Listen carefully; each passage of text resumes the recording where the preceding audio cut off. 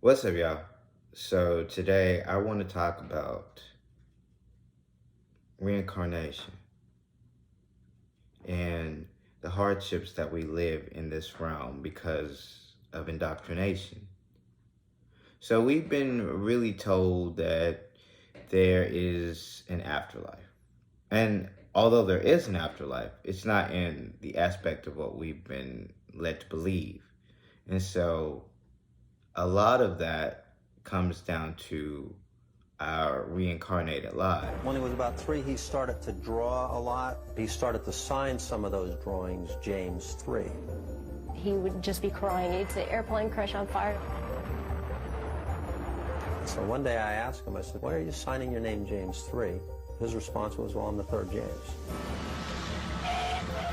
And the reason I highlight this is because you get those people out there, the individuals out there who are born, who believe that something is wrong with them.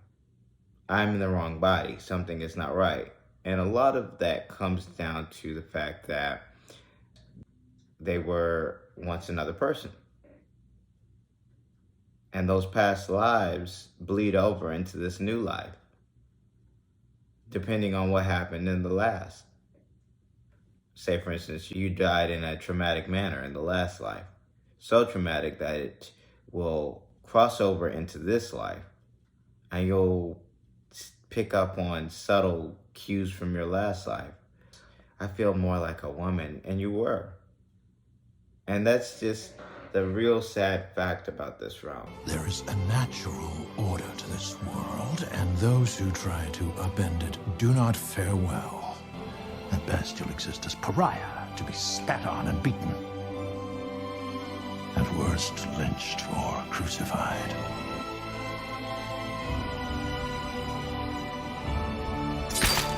Continuity control. And I'm going to have to explain to you what continuity control is, because that's how this realm works. It works off of continuity control. So let me explain to you what continuity control is. Continuity control is a term that you've never heard of that is now a thing, because what it stands for is the organization that is over this realm. The organization that has offshoots, one of which signed a deal out of contract with someone else. There's a widespread rumor in ufology circles that I've always been curious about. It's believed that President Dwight D. Eisenhower signed a peace treaty with an alien race in 1954 that might have allowed for human abductions. I mean, if this is true, it would be an explosive revelation. So I'm going to continue my investigation by speaking with Laura Eisenhower, President Eisenhower's great-granddaughter. That's the story for later days, of course. But you have an organization that pretty much knows the lays of the land, knows how this world works, knows the rules, the laws, and how it operates, because it was handed down to them. So what happens is you get a select group of individuals who believe that the best way to maintain order, and they got this model from another group, mind you. But this is how humanity came to be. But Prometheus was not happy with the result. He wanted man to stand out over all animals. With fire, man started to develop rapidly.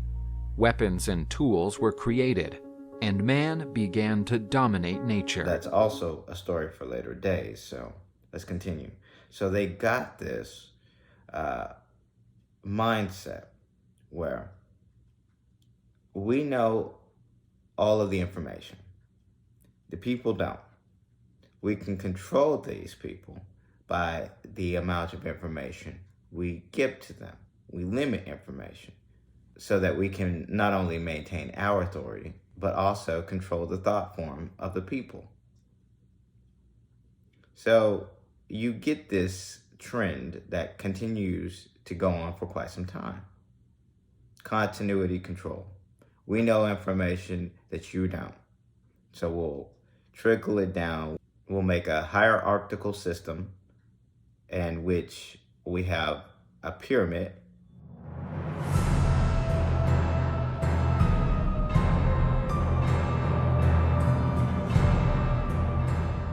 and then we'll go from there. And that's what they did. Continuity control is to maintain a continuity of control over the masses. And that's what they continue to do, because they know information that you don't know. They know how this realm operates. They know the key players. They know how to get around, well, to a certain degree, they know how to get around them. But they were given this realm. You understand? They were given it. We've been here this whole time, reincarnating every time. And when we need to level set and coax the narration in a specific manner, we would do that. And so that's where we find ourselves today. We have given you continuity of control so long that you don't realize that you've been controlled. So now you're at a point where the civilization is at a precipice.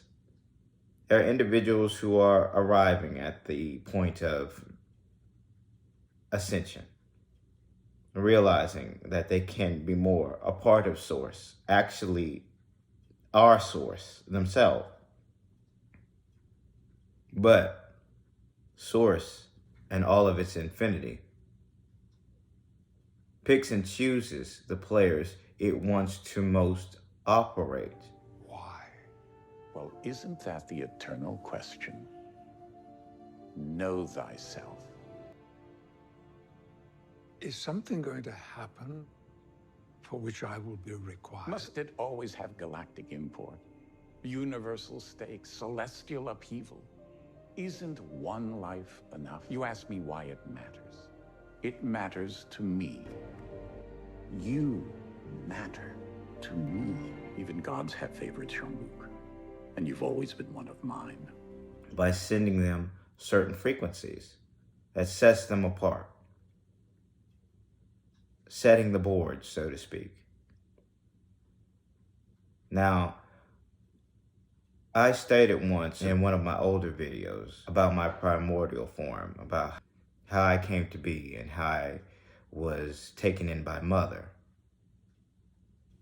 Really, my form, the initial form that I was given, is tied to Mother. My sister's form is tied to Father. And you know, it's funny because in this realm, or in the former guards realm, they tried to make men women, women men, change up the narration, throw it out, just a whole wide variety of stuff so that you wouldn't be out of the know. Really, at the end of it all, you just need to throw out your labels.